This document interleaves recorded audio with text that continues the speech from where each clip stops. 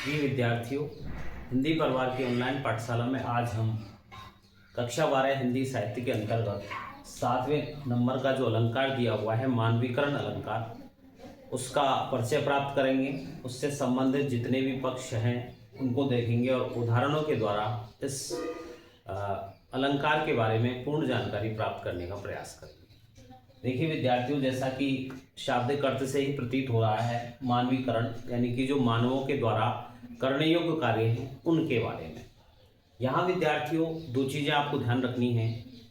वो सबसे प्रमुख चीज़ ये है कि जब हमें पता है कि कोई भी मोशन वाला जो कार्य है, गति वाला जो कार्य है, वो सजीव वस्तुओं के द्वारा किया जाता है, अर्थात मानवों के द्वारा किया जाता है।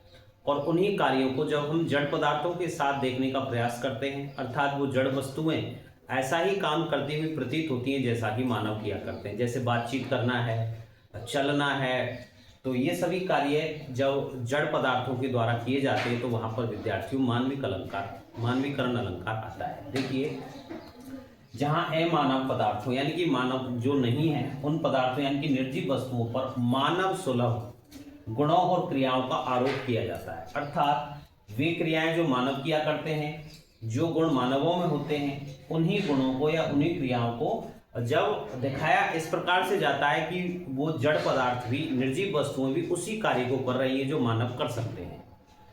यहाँ प्रकृति के अचेतन पदार्थों का चेतनवत वर्णन किया जाता है। अर्थात पदार्थ तो हैं जड़ अर्थात निर्जीव, और वो कार्य कैसा करते हुए प्रतीत होते हैं, चेतन की तरह।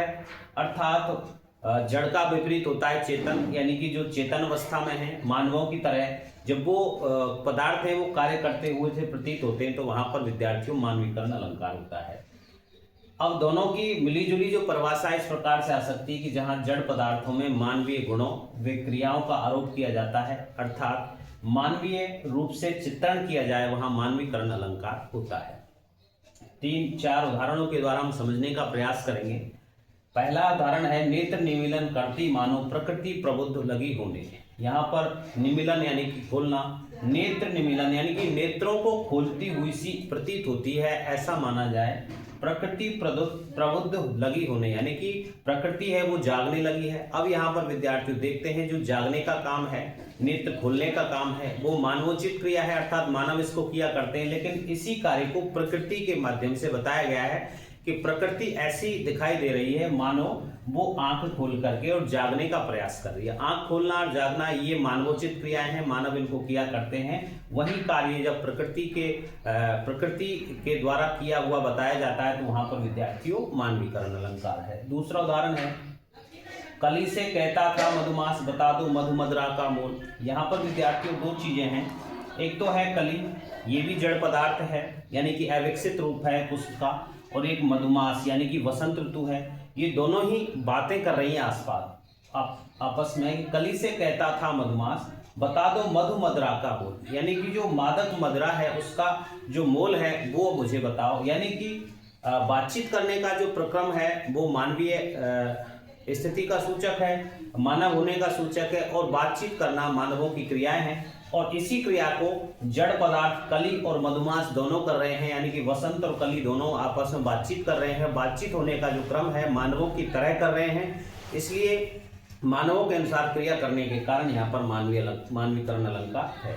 तीसरा है, चुपचाप खड़ी थी वृक्षपात, यानी कि चुपचाप खड़ी है, वृक्षों की जो पंक्तियां हैं वो चुपचाप खड़ी हुई हैं, सुनती जैसे कुछ निजी बात।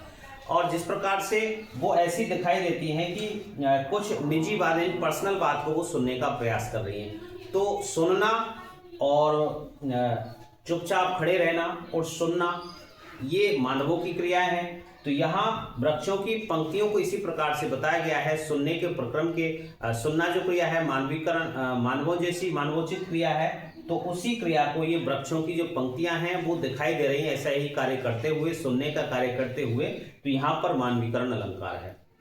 अंतिम जो लिया है उदाहरण उसको देखते हैं, दिवसावसान का समय, यानी कि दिवस के समाप्त होने का समय, अर्थात जो सूर्य है उसके अस्त होने का समय है। मेघ में आसमान से, मेघ छाए हुए हैं, बादल से छाए हुए हैं, छाए हुए बादलों के समान उस आसमान से उतर रही संध्या सुंदरी, संध्या रूपी यानी कि सांझ रूपी जो सुंदरी है वो कैसे उतर रही है, धीरे धीरे धीरे।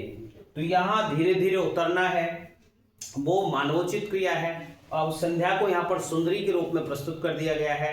तो जो सुंदरी अर्थात मानव जिस प्रकार से धीरे धीरे चलने का काम करते हैं, वो क्रिया वो करते हैं, तो उसी प्रकार से प्रकृति संध्या के बारे में यहाँ पर बताया गया है। तो ये मानवों जैसी क्रियाएं जब जड़ पदार्थों के द्वारा की जाती हैं तो वहां विद्यार्थियों मानवीकरण अलंकार होगा।